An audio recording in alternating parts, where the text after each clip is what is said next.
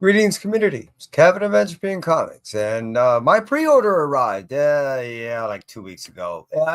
I've been a little bit busy, and as it stands, I'm still pretty backlogged when it comes to reading my books. So I decided to just go hold off and do my pre-order show when I actually almost catch up. I am down to my last 8 books to read from last month, so I'm ready to get into this month's unboxing. Got everything ready to go without any further messing around and just how's that, gilding the lily. There we go. That's the old term.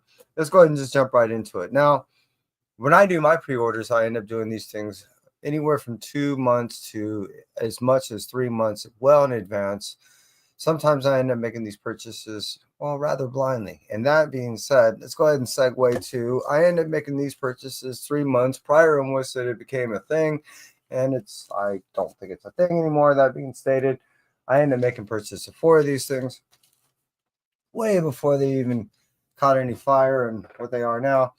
I have to admit, one of the reasons why I end up buying it, because I'm not totally into this thing, is my son is into the Battle Beast stuff as far as Invincible. He really likes the storyline. Also, in my mind, what I was doing is I was buying from a mass dealer. So if I have any shot of getting any of these 1 in 1000s, 1 in 1500s, 2000s, so forth, it was going to be with that company. So that's why I've made purchases of so many. All right, moving on from that. I only got to read issue number 1, Amazing Spider-Man, so far. I'm a little far behind. I think I got 2 as far as I got one of the variants. But here it is, issue number 2 and 3. I really dig the introduction to the storyline. I'm looking forward to jumping into those things. Issue number 4, as I said before, I'm pretty far behind. Doubled up on 4. Here we are with Gwenpool. When I end up reading about what this story was going to be about, I end up getting kind of heavy. So I not only made purchase pretty heavy at my LCS, but here we are, 2 of the A's.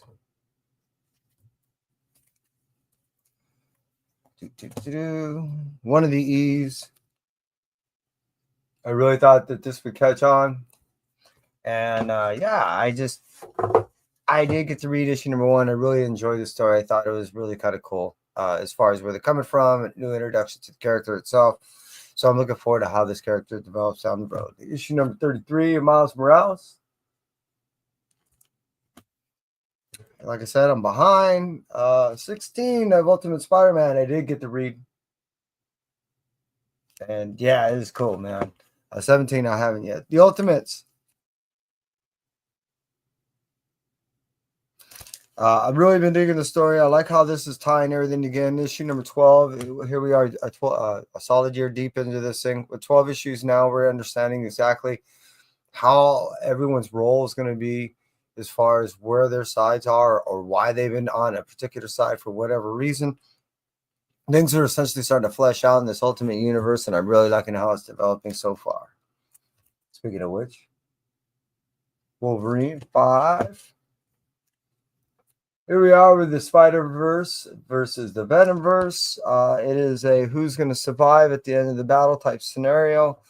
We usually know how those things end up turning out.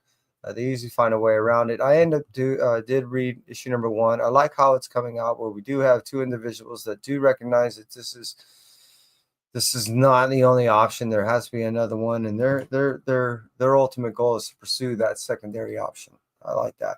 Eddie Brock issue number 3. Carnage has really been awesome. I really like what Charles Soule is doing with the storyline. I like him as a writer, and I'm loving what he's doing with Carnage.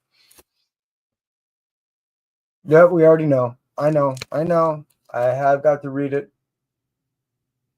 I like how that developed. It has to, in my opinion, give a little bit of more time till we end up seeing how this is going to turn out. Issue number 6. I'm dying to read. I really want to know a little bit more depth about the relationship between Carnage and Mary Jane and what their future is going to look like when they're so interdependent upon one another, much like the way Brock is with Carnage. Another variant right there. Really like that one. That's cool. Doom Division issue number 2. I read issue number 1. I also like where that was going. So I'm really liking how this whole Doom thing is developing. I wasn't certain how it was going to be for me or not. I'm not really doing team stuff. So when it comes to Avengers, Fantastic Four, Invaders, X-Force, X-Factor, X-anything, X-Men, X-women, X-whatever, I really don't really do those things. So for me to end up doing a story that was usually, so rooted into a Fantastic Four style lore, it really impressed me because I didn't have to know that much about the character. Even though that's not to say I don't know much about Doom, it's just to say that, like I said, I don't read those other books. So mostly it's, Fantastic Four, which I don't read. Doctor Strange of Asgard. Now, this is one I've really been enjoying. The first 2 issues were really cool. It's really interesting to see a doctor out of water when it comes to him being in Asgard and have to contend with magic, one that he's not really used to playing with, and 2, definitely an environment that he's not used to hanging out in. Doom Academy. This also I really enjoyed. I really thought this was just going to be just okay. And this one out of later Doom, the Strange Academy stories, I think this is one of the better ones in my opinion. I really liked how it started out. So I'm looking forward to reading issue number 3 and 4. One World Under Doom. As you can see, I went pretty Doom heavy. I wanted it all to see if after I read issue number 1 of the introduction of the One World Under Doom, and knowing that it's going to be a 9-issue storyline, I wanted to get also the supporting lines, not only because I'm into the Strange Academy stuff, but it seemed like all the other storylines had rather significance into this main storyline, which to some degree, it does fill out some gaps, which has been entertaining for me. So there's 3, there's 4. As I told you before, I'm pretty far away.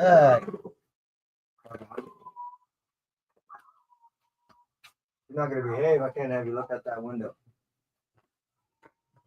Yeah, now I got my other one freaking out. All right. I've been buying these for my son. He's been really digging them. I ended up finding out today that Magic only has 1 in 10 ratios for issues 1 through 5. I didn't find that out until today. So what the cool thing is I end up getting a 1 in 10 for issue number 5 today. So that kind of completes my whole collection of all the 1 to 10 ratios that I've been trying to get. Not necessarily for me, but for Kai. But at the same point, I guess for me, isn't it? All right, the Infinity Watch issue number 4. I just read issue number 3 yesterday. Day before yesterday. Really enjoyed it. Godzilla versus Spider-Man. I guess there's a lot of significance between this and issue number, 37? I can't remember what cover it is, like D or something like that. It was one of those few occasions that I ended up picking up. I did not end up picking up every ratio, so I didn't get that one. I am getting all the Godzilla versus stuff, and I really been, liking, because I know that this whole summer and into the fall we're getting very Godzilla heavy. So there's going to be Godzilla everything. So if you're a kaiju fan, then you really are in for a treat for a while.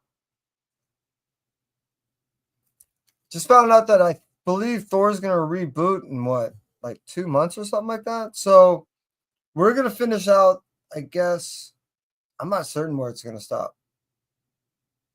I have a whole lot of mixed feelings of how this has been going and developing, and it did in the initial launch at the first like 5-6 issues really explain a lot of the last 2 volumes that was going on, in my opinion, which I didn't get to finish out. Both in the Donny Cates stuff that had just been able to kind of answer a few questions that were definitely lingering, and in the last run. So I really liked how it started out, but then it kind of did a lot of this for me. And so I was always on the verge of not picking it up, but here I am. Still picking it up. So issue 23. What was that? 22 before, right? Oh no, it's 22. I ended up, because the other one was the death of type thing, right? Yeah, even an immortal can die. This was considered the death variant. That's why I ended up picking it up. I was curious of what it was going to be. Some of these things I ended up buying blind. The Incredible Hulk I really been enjoying, and the fact that has been tying into Thor is one of the reasons why I've been picking up the Thor stuff, seeing if it will eventually cross back. It hasn't so far. Amadeus Choi, 25th anniversary of. I do have the original stuff, the majority of which, and I really did enjoy it. So for me, it was something that it just felt obligatory, especially being it's on its 20th anniversary. So look at jump into that and see what that's all about. I didn't pick up the first Jeff stuff, but being that my son was doing all the Rivals thing, he's been wanting to see it. So I've been getting all the Rival stuff, Rivals Ignite, all Jeff, everything, anything and everything relatively attached to. How many of these did I get? Well, I guess 2, right? Yeah. Wolverine issue number 6. I did get I have read this and I really dig it. I did get all the other cool the first appearance and all the covers that everyone was after. So I really been enjoying the thing, and I am curious to see how this Hell Hulk thing develops. It looks pretty brutal. It really does. People just going insane getting somewhat near this thing. That's kind of cool. Hell Hunters has really been a fun story. And the fact that they're battling these possessed, well, spiritually evil, possessed demons. I'm mixing all that up. Nazis, and telling this older story of characters that we really truly dig and love. Yeah, it turned out to be, in my opinion, well worth the read. And then this finishes this one out, right? Oh no, this was that pinup special with the card. If you didn't know what the back looked like, got one of the comic Claremores. And yeah, I mean, I like Toxie. He's kind of cool. Sonic the Hedgehog. It looked like to me a lot of people were kind of after that. What is it? The third printing for issue number 1, where Sonic looks like Batman, all dressed up like Batman. Yeah, a lot of them were selling. I have to admit, I do have a bunch coming, or a couple coming, so I'm good. This came my pre-order, so that I was happy with to get some of the free comic book day stuff. Dan Slott, when I saw him and had him get some of my books signed back in the, I don't know, that was about 6 months ago. He was shocked that I ended up finding out about Superman and its signing. I mean, at the signing event that I ended up finding out about Superman while he was signing, about him writing for it. I totally messed that up. He was at a signing event, signing some of his books. I ended up finding out about Superman. I ended up telling him. He was shocked that I knew. Yeah, a lot better. Usagi. I really been digging this. Not only that, but I mean, I think I got the cover. No, that is the cover. I really been digging the art. It's classic Usagi, but some of these covers have been other artists, and yeah, it's just gorgeous. Look at that. Really been digging it. All right, moving on. Red Coat. Everything that Jeff John's doing in this whole universe has just been gold. So awesome. I've been loving it. I can't wait for the development of Red Coat. Yeah. So not only Geiger is getting developed, but Red Coat. I'm hoping High Street, because that would be such an awesome, like, Tales from the Dark type style. Speaking of Geiger, we're not reading and you're missing out. This is one of the best stories that not only started out and launched the whole series, but it's just amazing what Jeff Johns created in this whole universe. It's very difficult to create this whole, a whole world, but let alone to create one that is not only easily, I guess, palatable for most people, but it's so almost tangible at times that it's makes it both scary and awesome, because it removes you from where you're at. You can definitely immerse yourself in his story, and I think that's one of the reasons why a lot of people have been gravitating towards his stuff. Void Rivals launched it all, and is really starting to explain a lot of the history on how a lot of the stuff that we're presently reading with Transformers and with G.I. Joe developed.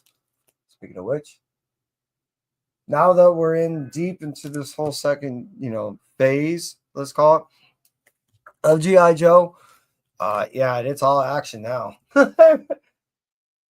Read this Energon universe, loved it.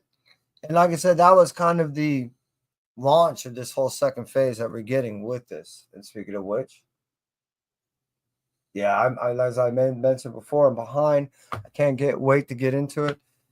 Transformers is actually one of those that I'm still behind on. I need to read issue number 19 before I get into 20. And I know what 21 just came out. This actually got well received, and I'm glad. It turned out to be I'll end up reading it, but it turned out to be, I guess, a story a lot of people liked. So I'll end up reading it and more than likely giving out during Halloween. Rob Liefeld relaunching this book. What is the 30th anniversary, right? And I was there at the signing event that he held over, or that was held over at Golden Apple. I had a few of my own books to get signed, a few more of the Young Blood books to get signed. My father ended up getting a Young Blood book signed for me because I couldn't be at the event myself. 30 years ago when it did launch, and it was given to me on my birthday because that's when it did launch. And to me, it's just one of those prizes, one of those memorabilia, one of those significant things that not only was given to me by father, but it was a gesture that went far beyond just the handing of the book. It was definitely an act, if nothing else. So that's why I'm looking forward to not only getting into this book, but I am definitely picking up the next few. The idea behind these launches of these books to go ahead and bring Rob up to his 100 legacy number. With this, I think that put it at like 95 or 96 or something like that. So that's the idea, is release enough to get to that legacy number, at least, that I know of. Sorry, someone's trying to contact me. All right, moving on from that. World Tree, issue number 14. As I speak right now, issue number 15 just came out today. As I made mention before, I am now just getting used to the schedule of World Tree. It's essentially 5 to 6 weeks, maybe as many as 7. So if you average it out to 6 weeks when it comes out, then you won't be disappointed when it gets either on time or earlier. Just saying. Money Shot. It came out initially as a issue 0, and it was deemed as a one-shot. But really what it was a setup for a 1 through 5 issue miniseries. So I don't know if you want to call it, because as I purchased it, and I can show you on my little sheet, they were considering it 0 through 5. But actually, it was released as a 0-1 shot and then a 1 through 5. However you want to perceive it. Money Shot, issue number 1. I really love this series. Now that Patton Oswalt, and I think it was Jordan in this thing too. Seeley, Oswald, Graham, Russell, Cranky. Or Crank. No, I guess not. Yeah, I'm looking forward to getting into it. I'm a fan. It's not for everyone, definitely. Adults only. Teenage Mutant Ninja Turtles. Turtles the Greatest Skull. Issue number 4. Yeah, I'm a sucker for crossovers, and this one has just been fun. I can't get enough, so. But Mummy, unfortunately, I still haven't read issue number 1. I do love the art of Lee LaRouge. Luridge. It has I don't know. I have a couple pieces of art by him, and it just something about his style that I like. I don't know. It really draws me to it and just kind of brings me in. It's almost haunting at times. Seasons, issue number 4 is another one that I'm a little far back on. I know I read issue number 1, 2, and 3. So I'm looking forward to jumping to issue number 4. I'm liking how it's developing. It's kind of creepy, just have to say, but enjoyable. All right, here we go. Revenge of the Living Dead. I haven't been picking up all that Mark Spears stuff that everyone else has as far as the monster stuff, but when it comes to the Living Dead, I'm a sucker. I like this stuff. I have issues. What was that? 1, 2, now. Bought 4 when it just recently came out. And then, yeah, and 3 came when 1 came. So that's why I've been waiting. Things are kind of hopping around and it just didn't quite all land at the same time. So now that I got 1 through 4, I can read those. Seriously, I've been waiting. All right, Uncanny Valley, we're getting close. Issue number 9. I think issue 10 either already came out or is about to. It was intentionally supposed to be released as a 12 issues maxi series. The deal was as if enough of issue number 1 was going to be sold, which it did meet its minimum mandates, that there would be a 12 issue maxi series in the works, that it would be that far. After everything was said and done, and even though the amount was met, the deal got kind of reneged on the other side, not necessarily the writer's side, let's just say. So a deal was made and it went from a 12 issue to a 10. At one point, they wanted to go down as far as a 6, and it just went way too rushed at that point. Love the pace, love the art. I really dig almost everything that Tony Fleeks does. And yeah, it's almost bittersweet that here we are with issue 9, knowing that there's only one more issue left. Speaking of Tony, I've really been digging how this has been working out. It really wrapped me in with my involvement with the characters. I hate to see anyone getting hurt, and it does tug a lot at the heartstrings of how this story is not only developed, but because of how it's depicted and drawn, and these are just animals that, yeah, I'm a sucker. I got 2 animals myself, so this whole Aristocrats meets Walking Dead style combination really has roped me in, and I can't get enough. So Farrell and Tony, you got me for life. I'm just saying. Gotcha, man. Issue number 9. I think issue number 10 just came out. Just saying. Yeah, this is one of those things that I've been trying to not pick up at the same point. It's been really enjoyable. I can't even consider the idea of not picking it up and put it on my pull now. So here we are, 9 issues deep, nearly a year of reading this stuff. And yeah, I'm loving Gotcha Man. Speaking of loving, I'm loving Space Ghost. Another one of those comic books that I've been reading basically to capture my youth. And I can't get enough. David has really been not only just hammering out some great content with Space Ghost, Captain Planet, and now Speed Racer, but he keeps writing all this stuff that just is of my youth and of my time period and of things that I just thoroughly enjoy that were significant in the time of both my collecting and watching cartoons and So yeah, he's not only got me just roped in on everything that he's doing, but yeah, he's capturing everything that I appreciate as a kid, and some of the messages and that what they tell are just not only things and morals and ethics that I stand by, but the way he's written it is in a context that is very significant in today's time and era and age and environment. It's way too much. It's a little scary. Space Ghost, Johnny Quest, Space Quest. There's another one of those spear things. It's completely unintentional, but hey, I'm digging it. And I did already get the ash cans when they first came out. Yeah, matter of fact, I had the first one that Joe Casey ever signed. I not only am looking forward to this, but yeah, I like the combo. It's just like I said before, I'm a sucker for crossovers and blank covers. So just saying, my goal is this year to try to get as much art as I can done. I am a massive Wagner fan. I like his combination of what he does with him and Hilliard. I already know some of the spoilers of how this develops with this character and what it does. It does revert back to a storyline that many of us who are following some of the works of Wagner. This is a character that we see in Final. And I think it's all these things in some regard we see tie into other portions of other storylines. And I think it's all kind of interconnected in some way.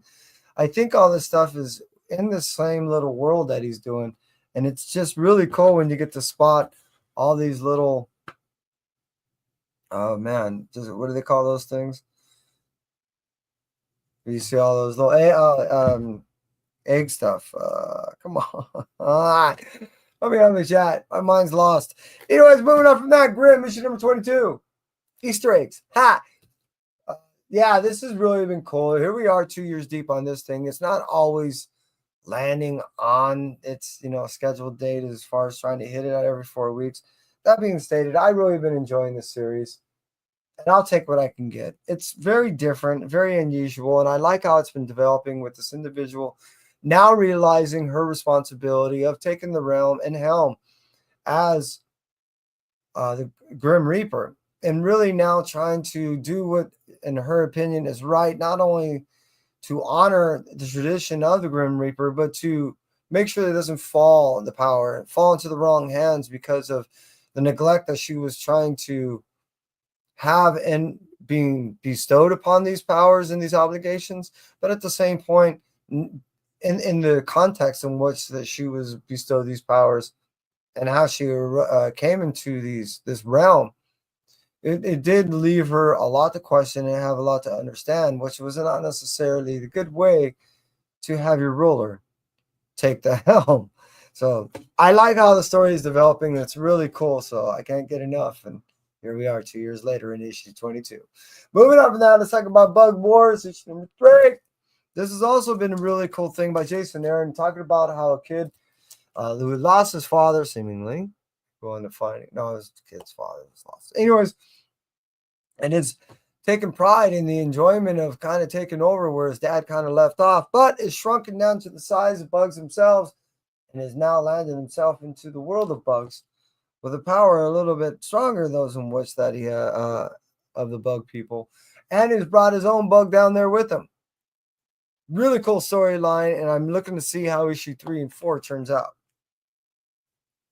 Curse of Shirley Johnson. This is a Spawn story that comes out of, is that issue 6, I think it is, or 5? Anyways, they end up releasing 1 and 10, which are just basically a reissue of that issue of where her first appearance is. And yeah, she was one of the victims of Billy, whatever his name, I can't remember.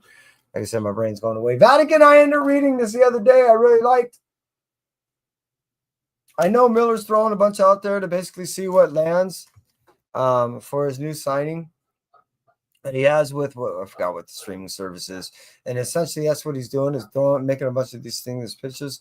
I like what he's doing with this Vatican thing. It's kind of cool. The whole world is essentially taken over by vampires, and the Vatican is one of the only holy places that has a stronghold right now. But how long can they hold out? We'll see. Yeah, that was basically all my books. Got no more in there. I appreciate anybody and everybody to cruise on through. I did witness there were some on the live. I don't know if my stuff is just not registering you, but if you were, I appreciate you cruising on through. And those that cruised on in on the rewind, why, thank you very much. If you like what you saw, go ahead and hit that like. And if you do consider this is something that's for you, well, I appreciate you cruising on back through. Do that. All you have to do is hit that subscribe. It's absolutely free to you. Just saying. And I'd love to see a little bit more of you, hopefully in the future. And that's it for me. Entropy. You stay well. And thank you very much.